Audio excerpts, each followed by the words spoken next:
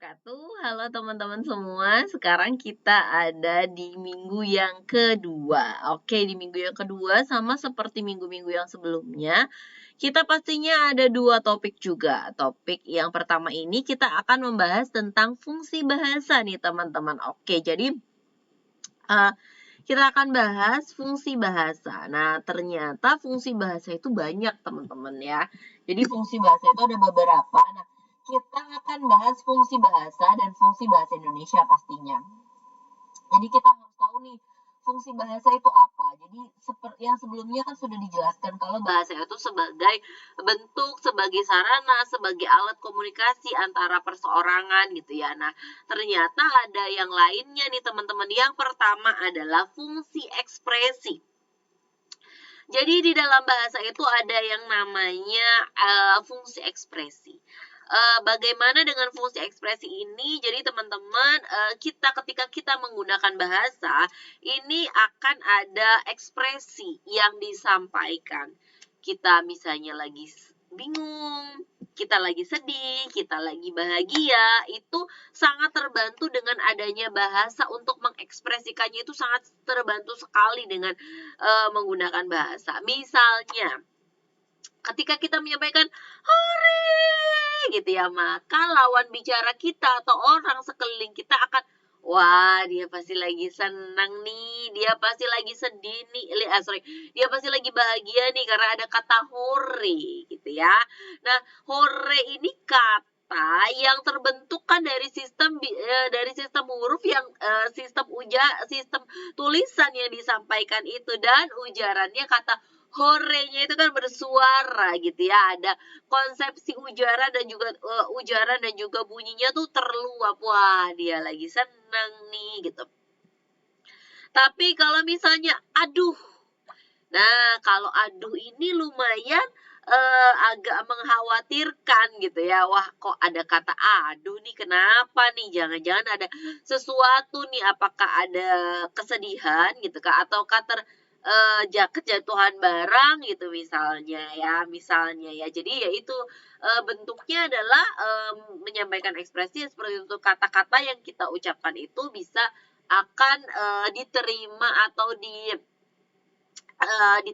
ditangkap dengan si lawan bahasanya, lawan bicaranya adalah sebuah ekspresi. Komunikasi, jelas kalau komunikasi kita menyampaikan kata per kata kepada lawan bicara kita, itu kan berarti bentuk komunikasi. Nah, adaptasi dan integrasi bahasa. Teman-teman, bahasa itu dikatakan fungsi bahasa itu fungsi untuk adaptasi. Nah, tadi kalau kita tarik dari konsep bahasa itu ada ujaran dan tulisan, semisal kita ada di tempat lain yang bahasanya itu bukan bahasa Indonesia, tapi ternyata bahasa itu bisa digunakan sebagai fungsi adaptasi. Misalnya kita lagi ada di Eropa, yang which is misalnya kita nggak bisa bahasa Itali gitu, bahasa Indonesianya pun kita misalnya bahasa Inggrisnya pun kita tidak kece banget gitu ya, sedangkan di sana banyaknya pakai bahasa Italia. Nah, kita lapar gitu, kita pengen makan, kita belum makan, kita bisa dengan bahasa itu bukan yang tulisan tapi misalnya yang ujaran, kita bisa begini gitu ya, itu artinya menandakan kalau misalnya atau kita pegang perut itu menandakan kalau kita lapar. Nah, itu juga dalam sebuah bahasa.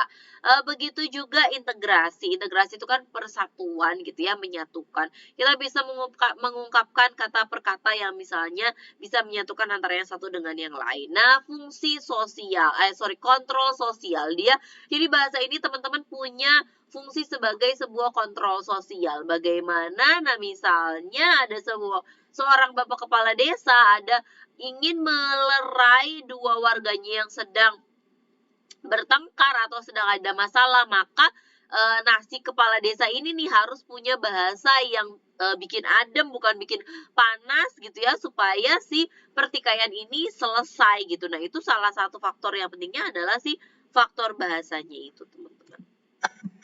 Nah, kalau tadi fungsi bahasa secara garis besar, nah ini ada fungsi bahasa Indonesia. fungsi bahasa Indonesia pastinya satu, sebagai bahasa persatuan. Jadi kalau kita ketemu dengan orang-orang dari Maluku, dari Irian, dari Aceh, dari Sumatera, dari Sulawesi yang mereka punya bahasa daerahnya sendiri, kita akan bersatu. Komunikasi kita akan jalan gitu ya di antara kita itu dengan bahasa Indonesia, bahasa nasional.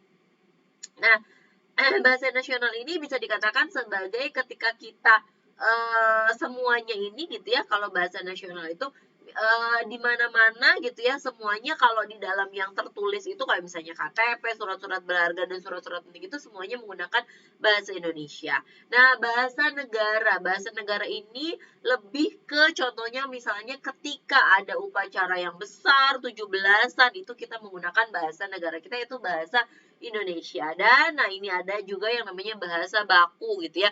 Bahasa Indonesia itu berfungsi sebagai bahasa baku. Jadi misalnya kita ada acara-acara resmi maka standarnya kita adalah bahasa Indonesia yang baku ya.